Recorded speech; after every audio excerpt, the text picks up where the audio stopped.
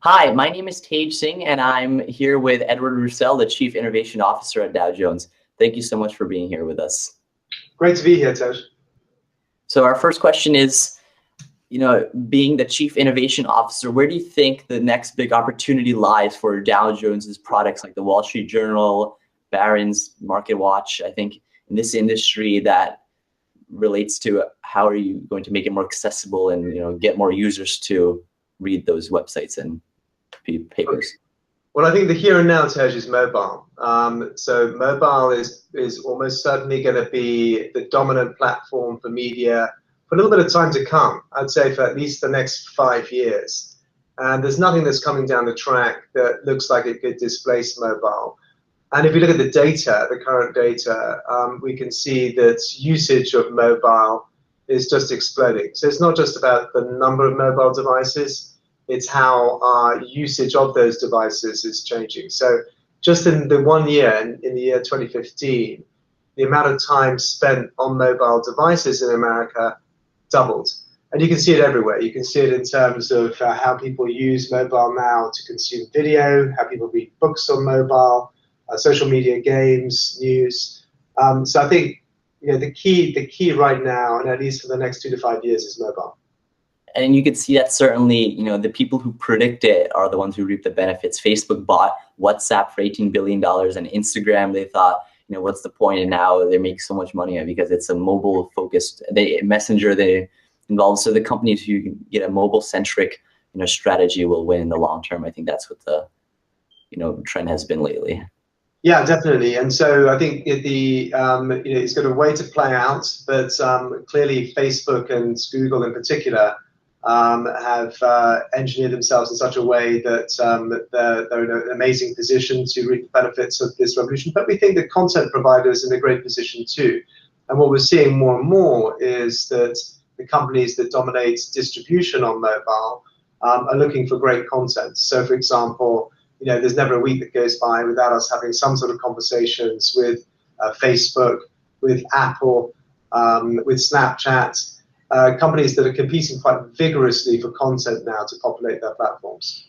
Yeah, I follow, in fact, the Wall Street Journal on Snapchat. So the Snapchat discovers what they have. They have tons of different publications. Wall Street Journal's on there. ESPN used to be on there. So that's, targeting the millennial audience.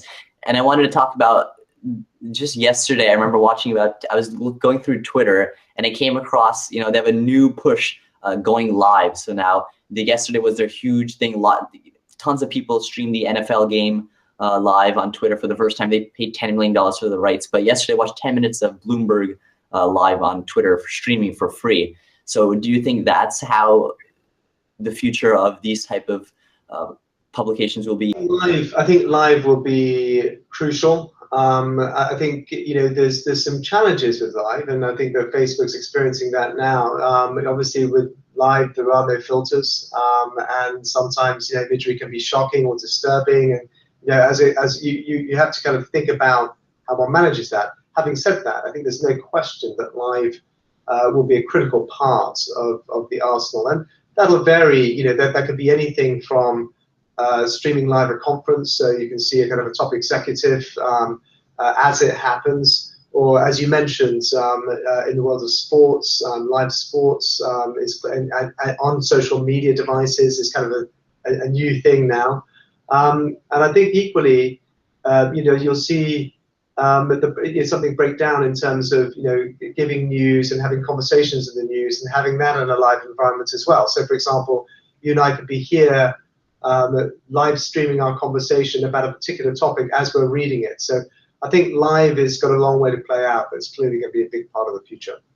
And I read an interesting article that Facebook, I think this year or last year, they paid $50 million to a total of more than 100 different either publishers or even celebrities just to create a certain number of live streams or Facebook live content every and a schedule to stick to that. So I think there's been obviously a huge push towards that.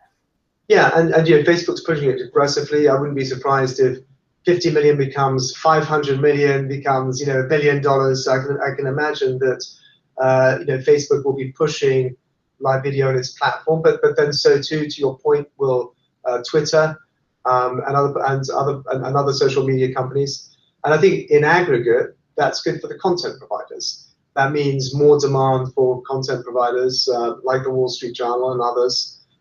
So we welcome that. And so transitioning to something about, how can we attract the younger audience, because we're talking about live, and majority of those people who consume that, in the future will be the young audience. Because I remember, I was thinking about what Wall Street Journal did before this interview. And 2 years ago, when I went to Marlborough High School, there was this program at our school where every morning we'd get 30 different newspaper, 30 different copies, 30 copies of the same newspaper delivered, and would be distributed to our class. It was a business or economics type of class. So, obviously, you're doing stuff to get the young people encouraged interested in business. Are there any other initiatives? Yes, we've got several initiatives. So we've got an initiative at the level of college education, where we're working with a certain number of university professors. And really the problem we're trying to solve is to bridge the gap between academia and the real world of business. In other words, how do we inject into the coursework real world examples of a particular topic, so that as a student, you're not only learning about the academics, let's say, of something like mergers and acquisitions, but you're also being able to read some real life examples of the topic of that kind. So that's one initiative. A second initiative, as you mentioned, is Snapchat. So we're partners with Snapchat. And again, that's great exercise for us in terms of thinking about how to make business and financial news attractive to a younger demographic. So those are just two examples of initiatives that we've got underway. And we've got a third example, which is we're providing news now to an organization called ReadWorks, which is targeted at high school kids as well. And again, it's about giving them news that they can inject into their coursework. So a number of different initiatives. And when students think about the real life applications when they're learning about the particular subject, it just makes classrooms so much more enriching and interesting. I think most importantly, how do you get kids interested in school? Well, I think the thing that we need to do is convey the drama of the business world. Because if you speak to kind of typical high school kids about the world of business, it seems very abstract. If you can convey the fact that the world of business is about people, it's about drama, it's about conflict, it's about winning, it's about losing, it's a very different story. And that's the reality about the business world. And I think our job is to kind of do a better job in terms of communicating that to them. And you can certainly see that in the TV show Billions. I don't know if you watched it or heard about that. That was big fan. Yeah, big fan. Yeah, you can see that. And, but I think in some ways, Billions is a case of fiction imitating the real world. I think a lot of what we want to do is flip that around and say, well, actually, life is stranger than fiction. And you don't have to even have something that's fictional. The real world of business is full of very often some quite extreme characters, but people with compelling visions, compelling ideas. And we think the new tools of digital media, video, virtual reality are going to help to bring that to life. Yeah, and that's the storytelling business, as the media industry is in, and you're in the industry of news. If you can somehow merge that, it makes it great for everyone. Absolutely, yeah. So I think I read somewhere that Sundar Pichai, the CEO of Google, and Tim Cook, they both read the Wall Street Journal along with a ton of other executives.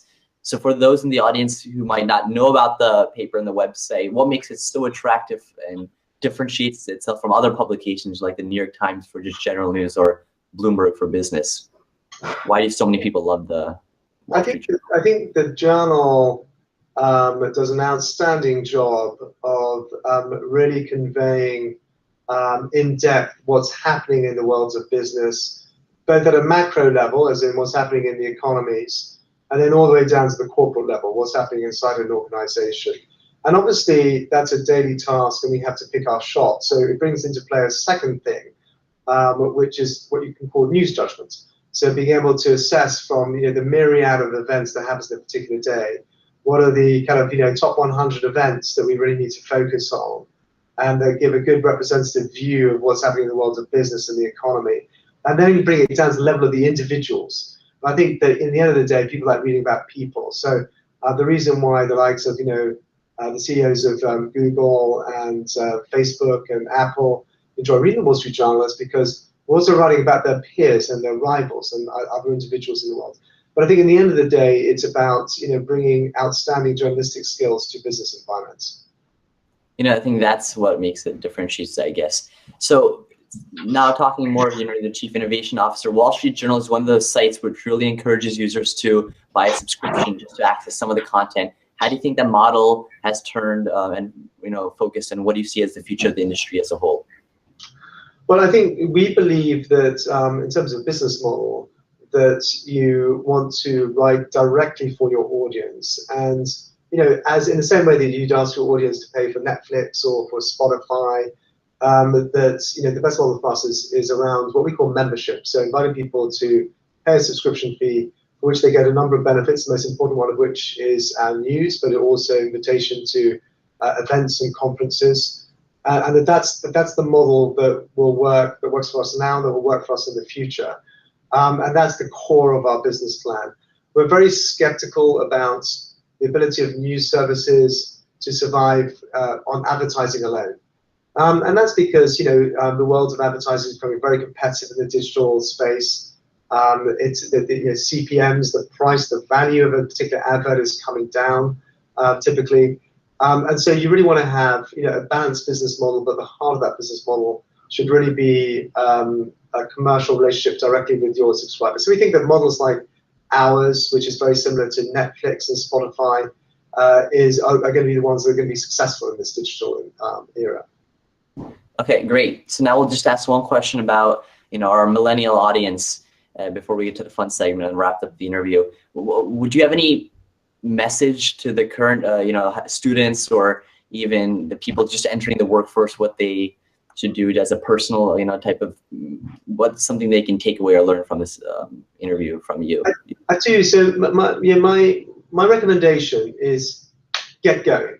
Right, so I think a lot of high school kids, college kids, people who are young in the workplace, they see this big gap between a good idea and launching a business. And the great thing, the exciting thing, is those gaps are going away. The cost of launching, you could launch today a TV channel. You go to YouTube, set up your channel, you could launch it today. It could cost you nothing. The cost of getting going in business now is rapidly diminishing, going down to zero. So my key bit of advice is get going, start, bridge the gap between your idea and creating something that's live, and test it. Then you'll see very quickly how it's faring. Because as soon as you get going, you start learning, and that's the key thing. You'll learn from your mistakes, you'll learn from your successes, you'll get better. But the earlier that you start, the better you're going to be. And if you started at 15, 16, 17. By the time you're in your mid-20s or late 20s, you'll have learned so much. So get going. Great words of advice. So now we'll just ask a couple of short questions. What's the favorite thing you like to do in your free time? I love playing tennis. I've been playing tennis all my life. I know that you're a great sportsman as well, so you'll appreciate that. But I think it's a wonderful antidote to working hard. You get out in the open air. There's fresh air, you're with a friend usually, you're competing, and there's just the joy of using your body, using your mind to exercise. I think it's wonderful. I think sport's a wonderful thing. My sport happens to be tennis. Did you happen to go to the US Open? I went to the US Open. I saw my compatriot Andy Murray win his fourth round match against Grigor Dimitrov. And I think it's a wonderful experience as well. Watching sport is as wonderful experience as playing sport. Okay, so now here's a this or that question. Would you rather be able to read everyone's mind all the time or know their future? To read everyone's mind all the time or know their future?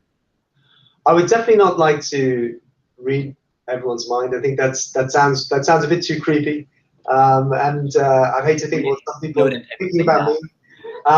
But so I'm more interested in, but I'm interested in the future clearly, and where it's taking us. And I think that the having insights into the future is fascinating. I read an awful lot about my pet subject, which is digital media, and every time I dedicate at least an hour or so to reading every day. And every time I read, I feel like I'm getting a little more glimpses into where we're heading. So that's the thing that excites me. Would you rather win an Olympic medal or an Academy Award? That's tough. I think I'd rather win an Academy Award. I think so. There's something tough about the Olympics, and it's so ephemeral, so quick. If you win something, it's then over. Whereas an Academy Award, more often than not, is an award that's really about a body of work that you've done over many, many years. So it seems to me it's got lasting value. If you could trade lives with any celebrity or person today, who would it be? You know, I'm pretty happy with the life that I've got. But I don't know. You know, Or would you want to meet someone in particular? I'm not envious of celebrities. I think it's a very difficult era to be a celebrity. You know, you're under constant scrutiny. It's relentless. There's limited privacy. I wouldn't wish to be a celebrity. I think I'd rather be an artist in some hills in the south of France. So that would probably be my preference. Maybe Picasso then, or someone. Yeah, Cézanne type figure. You know, surrounded by natural beauty and engage with another group of artists, and but also able to go down to the local bar and have a drink with some local people at the end of the day. I was going to ask what your favorite newspaper was, but you know, I think we all know that. Well, you know, I moved 3,000 miles to work for the Wall Street Journal, so and the reason for that is I believe in what the Wall Street Journal does. I believe in the journalism that it does. I believe in the quality of reporting that it does. I think it does a very important. It fulfills a very important function. So I've shown that. I've shown that with my actions and by moving here. So yeah, the Journal is a wonderful newspaper, and it's my number one choice. And our last question: what's the best professional advice you've been given? I think the best professional advice I was given is the same advice I'm giving to your audience, which is get going. That was the advice that my boss gave me when I started up this innovation unit. And the way he characterized it is get going, because you won't know where this is going to take you until you've got 6, 12 months under your belt. And I think that that's the best advice you can give people is, you know, get going, start experimenting, make mistakes, work with it, and be relentless in your pursuit of excellence.